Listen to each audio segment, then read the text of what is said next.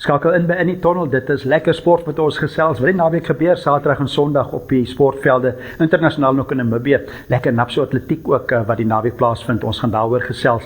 En daar's 'n klomp sport internasionaal. Daar's groot rugby in Pretoria. Ek dink almal in Windhoek en hele Namibië sit reg op vir daai Bulls en die Stormers. Dit is Saterdag 2 ons gesels daaroor. En ons gesels met Mike Potgieter. Ons gesels ook 6 nasie. Ons praat met afrigters, met spelers, met 'n Ierlandse afrigter, ook met Wallisse afrigter. Ons hoor wat hulle te sê het.